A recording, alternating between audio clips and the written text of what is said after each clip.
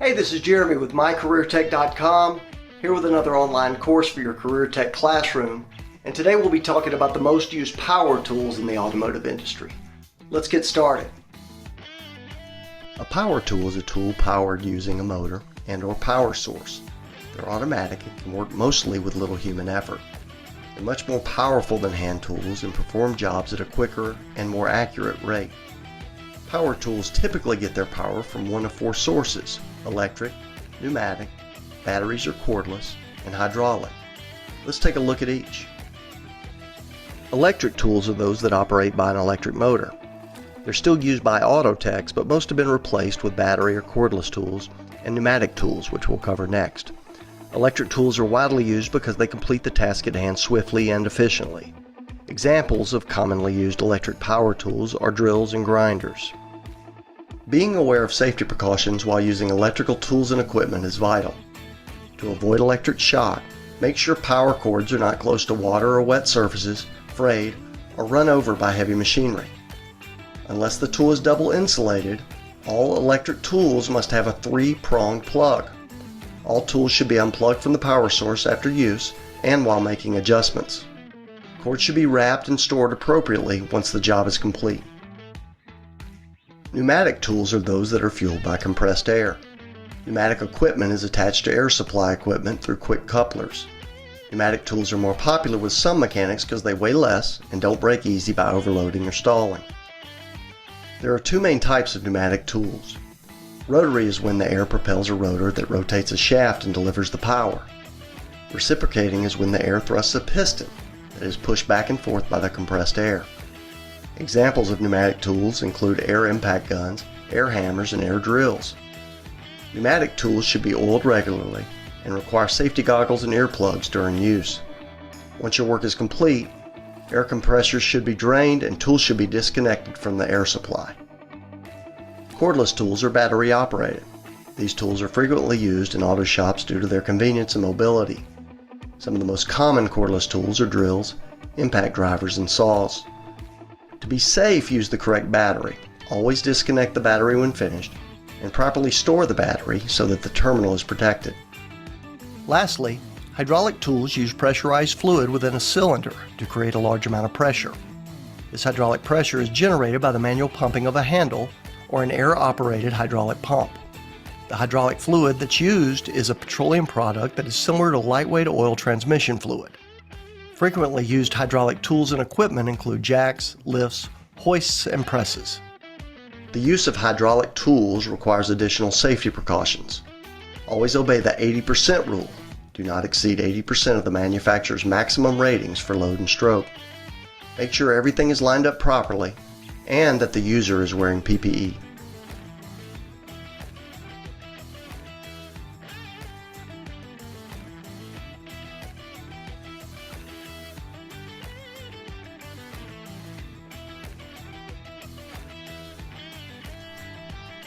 Now that we know the various sources of power, let's go over the most frequently used power tools in the automotive shop. Power drills are used with drill bits to drill holes, grind, or polish. They can also be used in conjunction with unique attachments to eliminate rust or gasket residue. Electric drills use an electric motor, and pneumatic drills use a rotor to drive a rotating chuck.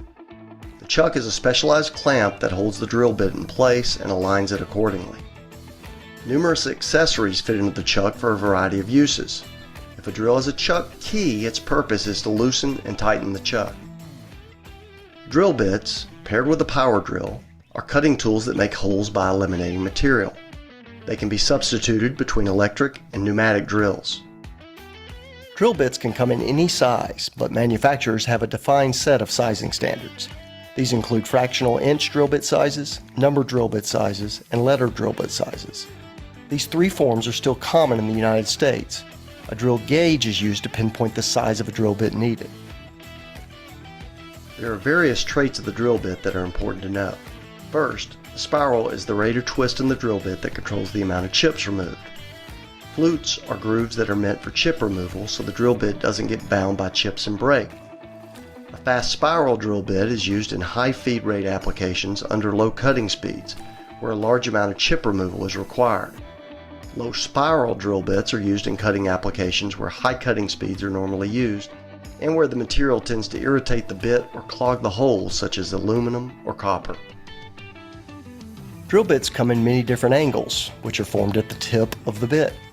Depending on the surface or material the drill bit will be driving into, a different angle may be desired. For example, softer materials may use a sharper angle than hard materials, which require a larger angle.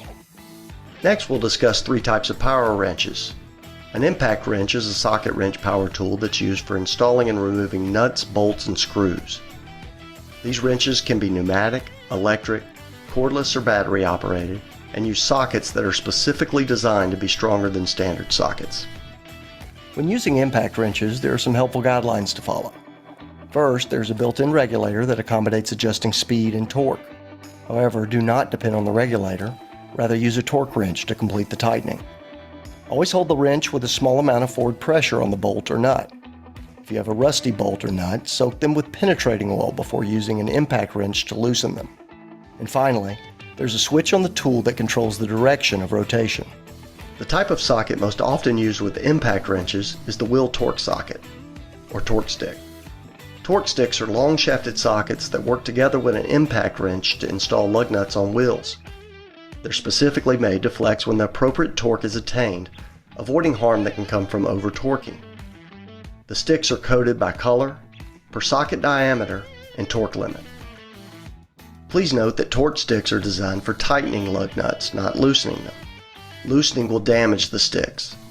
Final tightening is done with a torque wrench. An air ratchet is an air-powered ratchet wrench. It produces less force than the impact wrench and also uses standard sockets. It too has a switch to adjust from a clockwise to counterclockwise rotation and can be used to loosen or tighten a bolt. To safely operate an air ratchet, pull the ratchet towards you to avoid knuckle injuries, and use the appropriate size ratchet and socket set, SAE versus metric. This will decrease the chance of slipping, which causes rounding. An air chisel, also known as an air hammer, is a pneumatic tool used to break or cut metal. It uses reciprocating motion to deliver rapid impact force.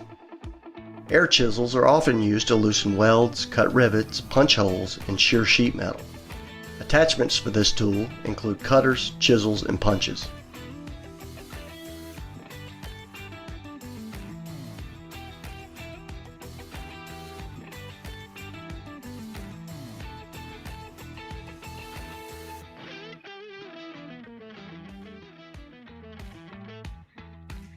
We'll now quickly discuss a few more miscellaneous power tools that are used in an auto shop. Heat guns are handheld heaters that emit a stream of hot air. Specific uses include softening vinyl, loosening trim and adhesives, thawing frozen locks, wipers, and weather strips, and heating decals for simple removal. The tire burnishing tool is used in the tire repairing process. Because the wheel makes the rubber on the inside of the tire rough, this tool is needed to prepare the rubber for the application of a tire patch. It's often used along with a stitching tool to run the air bubbles out from under the patch. A mini die grinder is a scraper or buffer used to remove gasket material. Other functions include cleaning brake rotors, backing plates, and pad mounts. And finally, air blowguns are pneumatic attachments that guide a small, powerful stream of air. Only blowguns with an approved pressure limiter should be used in the shop. An appropriate blowgun attachment limits the maximum pressure to 30 pounds per square inch, or 30 psi. Thanks for joining us at mycareertech.com, and a special thanks to the certified Career Tech teachers that helped in building this curriculum. We'll see you next time.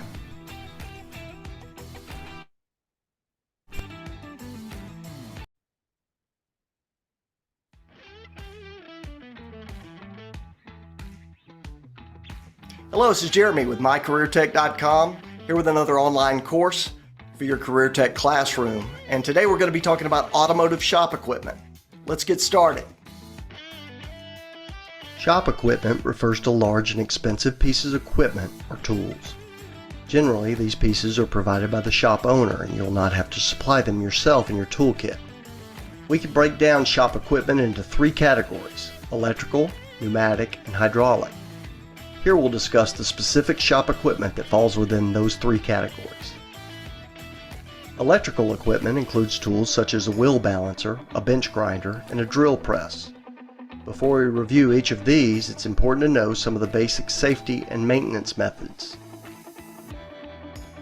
Like with any electric tool, you should always be aware of the risk and danger of electric shock that can occur. When you're ready to use the equipment, be sure you're not standing on wet ground or a wet surface. You should inspect cord for frays and make sure the plug has 3 terminals. The electrical equipment should be cleaned often to keep dirt and grease from building. These tools should also be stored in a dry and dust-free area. Let's dive in. Shops that are equipped to mount tires must have a wheel balancer, which is used to equally distribute weight around the center of the wheel to create a smoother ride at higher speeds. In recent years, computerized tire mounts have become more common. Another common electrical piece of equipment is a bench grinder. This is generally mounted to a bench or pedestal and powered by a motor. It is used to keep other shop tools sharp as they dull and to grind sharp edges from metal pieces. And finally, a drill press is a tool used to drill holes into metal parts in a controlled and accurate way. It's made up of 4 parts: the base, column, table, and a head that contains the motor and drilling equipment.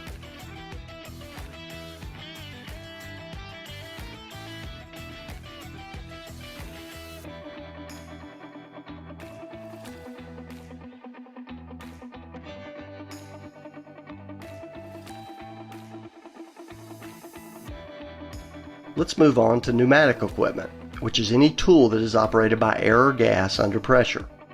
Proper care and maintenance are required on these pieces so no foreign matter enters the nipple opening of the couplings.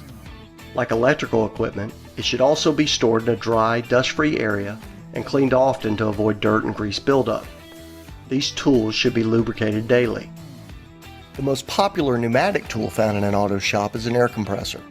Compressors are usually driven by an electric motor. They operate by taking air in, compressing it into a smaller volume, and then storing the compressed air in a large storage tank.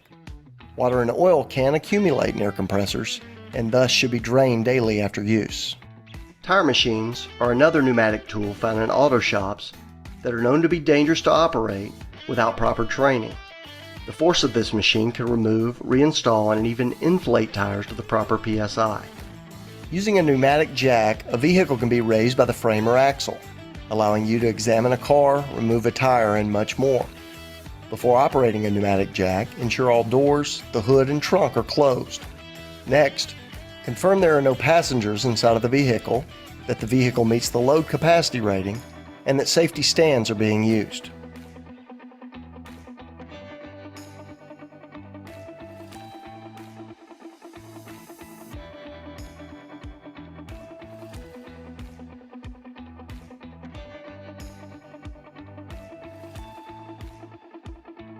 And finally, hydraulic equipment is operated by a fluid that is under pressure, such as water or oil.